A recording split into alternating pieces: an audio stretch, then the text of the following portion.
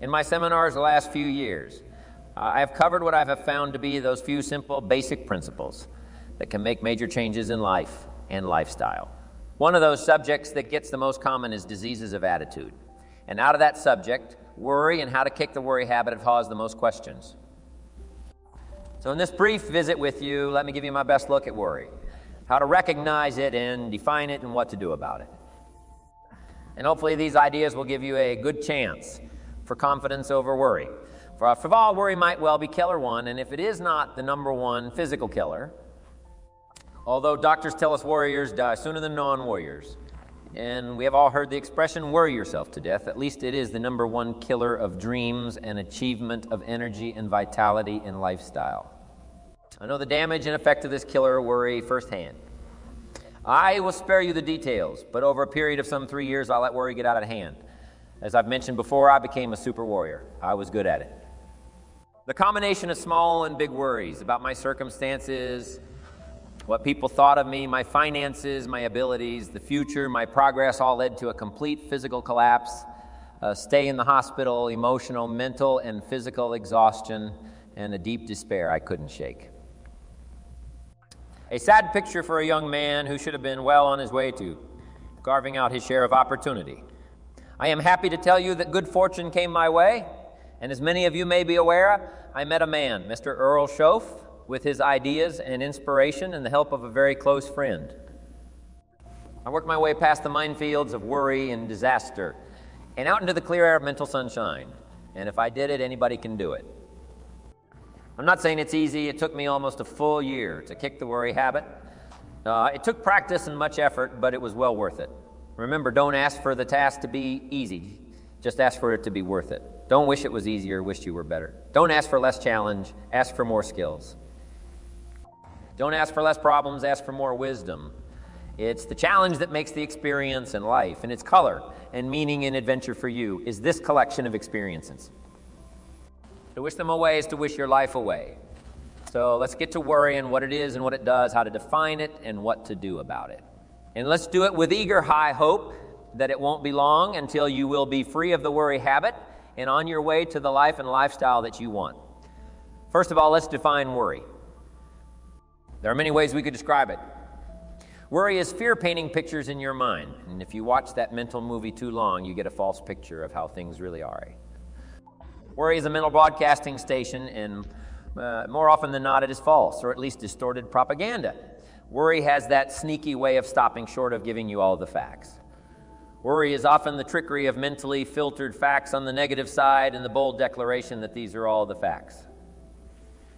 Worry has the mental audacity to suggest that the elevator only runs one way down. Many times worry is a five-alarm bell for a wastebasket fire, and worry is a depletion of constructive emotion. It's wasted mental energy. It's like letting the starter run the battery down when the car won't start. And worry is most often a lack of all the facts, a lack of full understanding, lack of total information, and an unpreparedness of ability, knowledge, talent, courage, faith, and all the other virtues that should give us a better definition of worry. And remember, left unchecked, it can become like a mad dog loose in the house. And the sorrow and pain and regret is too large. Price to pay not to do something about it, and to do it now. You see, if you contemplated the total sum of human suffering long enough, it would drive you mad. You must understand how life is human suffering, man's inhumanity to man, war, disease, poverty. But it must be in what I call its rightful ratio of your mental and emotional time. So much for what worry is. The next question is, what can I do about it? What is the first step? My best advice on this is to first recognize worry for what it is, admit what it does, and then decide you now want to be free. It first starts with decision on your part, and may I add, well, you should decide. Why let worry continue to take money out of your pocket and bank account? Why let worry any longer keep you from becoming all you can be? Why let it rob you of better friendships, better business, better profits, better results, better communication, better family relations? Why impose your worry on others any longer? It's a burden you can get rid of and a monkey you can get off your back. Why not be rid of those sinking, nagging feelings that all is not going to be well, that you can't do it, that it won't work out, for the best worry is undue concern. That takes up too much of your mental and emotional time. Now we must all be concerned. Hey, life is no joke except to the joker's life, and how to live it is a serious matter. It is risky, full of peril, and there are constant threats to the good we want and to the pursuit of happiness. However, it is undue concern that takes up too much mental time. That begins the harm. It's like a family planning a wonderful trip. While they certainly should be concerned about the condition of the car, the tires, and making sure they pick the proper route, it would be foolish to allow themselves to be completely turned negative with the thought that they might crash and kill the entire family. If that were the case, even if they went, the entire trip would be turned into a nightmare of fear, with the specter of chaos looming around every curve, rather than enjoying the wonderful trip they had planned for themselves and their family. A lot of people do that with their entire lives. So start to make these declarations, and if you mean it, they will start you on your way to confidence and adventure free of the worry habit. Say, first, I've had it with worry. I'm tired of being beaten down and hassled with all those negative mental pictures. I refuse to be tricked by false facts. I'm really not that weak. Never again. Do I want those sick feelings inside those mental false alarms? I'm tired of the drain of my resources. I'm tired of the embarrassment of the lack of confidence. I don't want people, especially my family, to see me in this state anymore. I've got more to offer. I refuse to let my life be short-circuited any longer by letting my mind run wild with a distorted view of the facts. Whether I bring it up or if it comes from someone else, prove it to yourself. Think back over all the things that you worried about. All the fantastic, catastrophic events that your well-meaning advisors had told you were going to happen. Be pleased that none of them ever happened to you, or else you would not be alive today. 90 of the things you worry about never happen anyway. All of us have had these well-meaning advisors who want to appear larger in the eyes of those they wish to advise, and who immediately rear back and describe every single bad option they can think of that might possibly happen by the time they have finished. The one who's come for some confidence, and some help wonders why he even bothers to live anymore. And the fact is, those things are never really going to happen anyway. Bring to question now what your mind tells you or what others tell you, and pledge not to go for false alarms. I've had it as a good beginning. This first step will start you arguing with your worry thoughts. Soon you will start to examine your fears and worries to see if they are valid, and you won't let your mind play those mental tricks any longer. It is possible to destroy any emotion you have, including worry and fear, by a very simple process, and that is analyze it to death. Drag it out on the table and look at it. Weigh it against all of your past experiences. Make sure this one can stand against all the past facts you have. You will now start to use worry instead of letting worry use you. It's a beginning being in control instead of out of control. You will now let concern and the first signs of worry prompt you to learn. Ask questions and look at all sides in order to evaluate true, positive, constructive action. Now you can say, I will let fear advise me of the facts, but I won't let fear tell me these are all the facts. Nor will I let fear determine my reaction to the facts. I will gladly take up the war of faith over doubt, reason over fear, and positive expectation over worry. So talk to yourself right now into a change of attitude. Be persuasive, go all out. Show yourself the hell if you don't, and the good life of answers and progress if you do. Say to yourself, what a fantastic feeling it must be to stop the panic drain on my mental energy, emotion, and physical strength. Imagine putting all that saved energy and emotion and strength into my action plans for the good life. Hey, accept the challenge, believe your beliefs, doubt your doubt. Stay on the campaign to give worry a bad time, like being your own conscientious judge. Say, I've had it with the presentation of a one-sided story. I sustain the objection that worry has failed to bring out all the facts. I despise these mental courtroom maneuvers that try to belittle my client me. I demand the whole truth. And if worry will not be silent, I may cite him for contempt of the court of reason. Oh, that's seen often when worry wants to hassle you with the same old tricks and the same old results. It will work every time. Okay, let's move on to some really positive steps. If you can survive all that has happened to you up to this moment in your life, in spite of doing and thinking many of the wrong things, imagine how you can succeed by now, starting to do some of the right things first. The best answer to worry is confidence, and confidence starts first. With awareness, here is one of the most important lessons in life to learn. Life and business is like the changing seasons, and the real challenge of life is to learn how to handle the winter and take advantage of the spring. In short, that's it. You see, winter always comes, but so does the spring.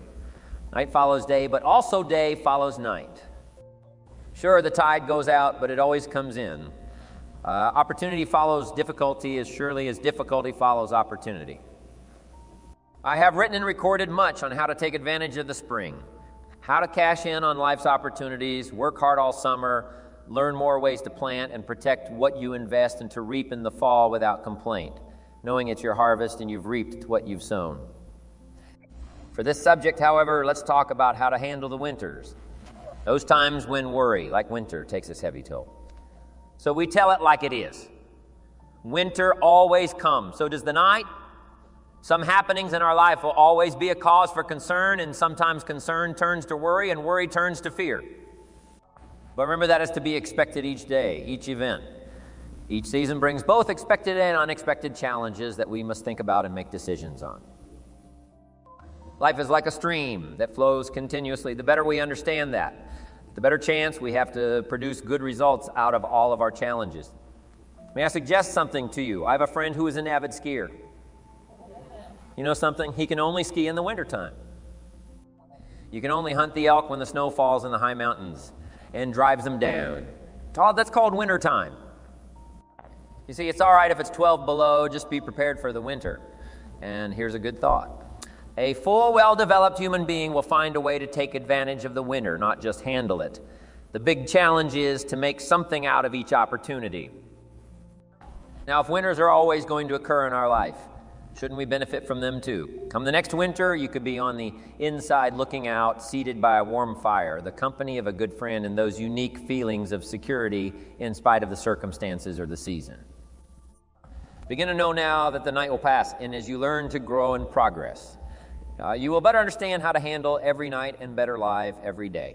Here's some of the best advice I have on worry first. Don't be afraid to face the facts of life. It is not negative to understand that the winters always come. But don't be faked out. Don't clip the word impossible out of the dictionary. Sure, the Bible says all things are possible, but I don't really understand all that means. My daughters ask me, have you ever tried putting toothpaste back in the tube? Don't say, I don't want to hear the problem. I don't want to see the difficulty. Don't show me the weeds. Don't say anything negative. Only see the positive. That's foolish. There's a thin line between positive thinking and kidding yourself. And remember, there's also a thin line between faith and folly. Here's the key. Humans have the unique ability to see it as it is, and they also have the ability to see it better than it is. One is called fact, the other is called faith. Faith, you develop; facts, you acquire. The facts you acquire are essential. It's like belief. You constantly must find facts to support your belief. Faith says, I will move mountains. It doesn't say, I will move mountains. If someone gives me a bulldozer, I'll move a mountain if they will build me a road up there. If the weather's nice, if they give me a shovel. Faith just says, I will move mountains. Faith doesn't ask for a result to prove its existence. Faith is because it is. And remember, people die for faith, and some people give up everything. They own their life for faith. Many years ago over in Vietnam, a Buddhist monk did a very clever thing. He did the ultimate in political dissent. He burned himself to death. That toppled the government. That was faith. Totality begets totality. Here's a good prayer. Help me see it as it is, and help me to see it better than it is. And then inspire me to act. Facts and faith in action. What a combination for personal progress and action puts fear to flight. An Old Testament phrase says, watch the ants, you sluggard, consider their ways and be wise. Not a bad suggestion. The study of ants, what do they do in the summer to prepare for the winter? It's a lesson in life and survival. Happiness, wealth, peace, security. Success, safety, friendship, reward, results. And all human achievement comes from a growing ability to understand and handle the changing seasons. And so we come right back to the theme of our entire enterprise, self-development. Learn to work harder on yourself than anything else. The key to all success in economics or mental health is self-development. It will all change for the better. When you change for the better, it's what you become that really counts. And you are the only variable.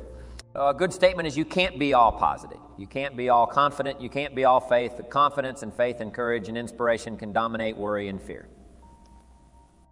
Physical and emotional forces are always at work, and something will win and conquer. Make sure you give yourself the best chance to get mental and emotional domination over all of your challenges. And here's one of the master keys to the good life: developing the intelligence and accepting the challenge of putting all of your emotional experience into their rightful ratio.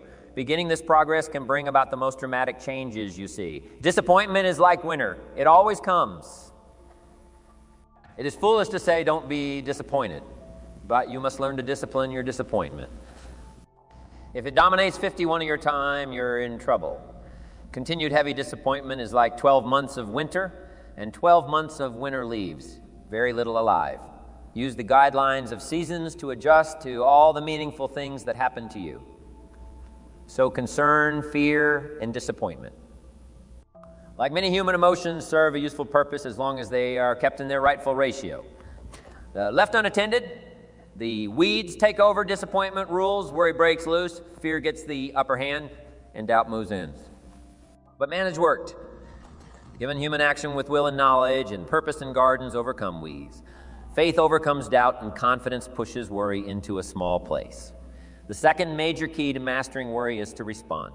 Build up inside of you that heavy desire to be free, to get on with building your life and lifestyle. Too much is waiting to delay. Take a new look at your opportunities, figure out new ways to seize them immediately, and make them work for you. And here's the key. Bring a new dedication that you will master yourself with enough discipline to be more than qualified. Do the present job and prepare yourself for the next move up. Expose yourself to every stimulation possible that will put all this in perspective. Now let's move on to a very important point, and that is the best answer to worry is confidence first. Self-confidence. And in better handle next winter. I have a strong shelter. It is stocked with supplies. And I know how to take advantage of the spring. I'm going to plant better crops and bigger crops. I can last through the summer. I won't quit this time. I'll study weeds and how to get rid of them. I'll be less frightened of the changing weather and the quick storms in the fall. I will exercise more care and reap what I have without complaint and blame nothing for the amount of my harvest. I'll learn to save a fair portion so that I can survive the bad seasons. When out of control, the hailstorm comes and it all goes wrong. Now we must consider this. The most fatal deterrent to self-confidence is guilt. Not doing all you know how to do to the full extent of your present ability weakens the foundation for confidence. The biggest part of worry comes from the lack of this personal confidence. And lack of confidence comes from two major things. First, no goals or plans, And second, no daily discipline to achieve the inaction to cure or handle small tasks is what starts the guilt process, and that always tends to make you look at what's wrong and expect the worst. So listen to the voices of creative experience. About nature experience, wisdom books, everything. Speak to you and teach you. Remember, both opportunity and challenge await action. Everything yields to diligence. It's not what you can do, it's what you will do. That counts. An undeveloped ability comes from three problems. First, lack of inspiration to find out. Second, lack of reasons to learn. And third, lack of applied time and action for developing those abilities. Remember, humans are remarkable, a marvelously functioning entity. Imagine how uniquely your body and mind have survived and managed to function in spite of all the worry. Humans don't die easy. They die hard. Develop a plan for your life rather than aimlessly drifting through it. The victim of circumstance. Create your own environment and learn to control it. You control your own mental environment by developing yourself. So go on a crash program to clean up decisions. Get things done, get other things set up and started and organized. Start doing all the things that would make you feel better. Exercise, diet, reading more books. Open a floodgate of positive moves in the right direction and be thankful. Add up what you do have. Make an actual as well as a conscious mental list of all you possess. Tangible as well as intangible. In view of the 4 billion other inhabitants of the world, yours is probably an incredible list. That list and being thankful should then lead to the big step of discipline. The discipline to sit up and listen. The discipline to pay attention. The discipline to give people and kids the gift of your attention. The discipline to be alert, take care of yourself, rest, eat properly. The discipline to talk well and practice good manners. Courtesy is contagious. Take one day and see what a variety of positive steps you can take and projects you can take on. At the end of the day, go over it. Write out the positive steps, the progress on projects, the rest, the exercise, the meals, the hobbies, calls, records, conversations, and letters. And speaking of calls and letters, write at least one encouraging letter or thank you note and make at least one encouraging phone call or thank you call every week. Then have a friend help you as one helped me to get all the facts and prepare for action. From such a friendship, the greatest gift you can draw is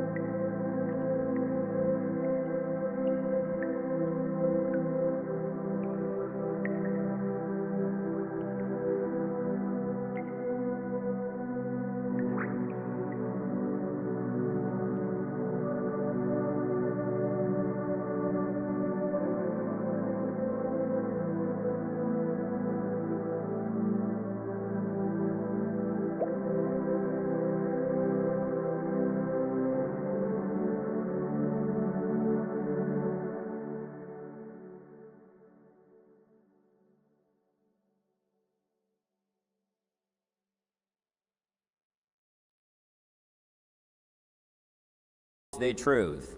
To one of my dearest friends, I said just the other day, as my friend, do me the one best thing you can do for me, and that is tell me the truth. From there I can grow. I can start making wise decisions. We all admire poise, confidence, awareness, courtesy, good manners, courage, health, kindness, attention, beauty, speech, expression, and unhurried intensity and talent at work. This can be your life. Stay with me today. Today I will draw on all I've learned and practice from curiosity to confidence, and I will utilize it all to meet the experiences and challenges that may come my way or that I may seek out. And if all I know and do does not meet or match some unforeseen challenge or experience, I will keep careful notes and take them to my private conference table and try to figure them out and learn and grow mixed in. My curiosity is thanks that I'm alive and able to see and feel and learn and handle and enjoy. Being human and being alive and having been given a chance to turn challenge into experience. How great to have a mind to expand and a soul to nourish, have hands that can feel, a heart that can experience, a mind that can inquire and learn, a soul that can soar, a body that can respond to know, love, sadness, hope, disappointment, accomplishment, failure, thrills, terror, appreciation, bafflement, wonder, off-way, frustration, misery, confidence, courage, contentment, impatience, expectation, apprehension, fulfillment, music, sound, pictures, art, beauty, and harmony. To have all this happen to one is one thing. To know it is all happening is much more. I wish for you that you might develop a growing awareness of the world around you and your possibilities in it. Develop a sense of history and destiny and be grateful for the opportunity that you have to participate in that grand endeavor. To sum it all up, first understand what worry is. You now know that it can be beneficial and destructive depending on your awareness. Next, resolve to be free of the habit. That job is up to you to work on yourself to get the right attitude. Next, start the daily action of first cleaning up all your current situation. Remember, little achievements lead to confidence that conquers guilt. Then buy up every challenge to reach your goal. You can now handle it, the winter, the spring, the harvest. Bring a new zeal to every problem, to every fear, to every opportunity, the inspiration from it all, and the immediate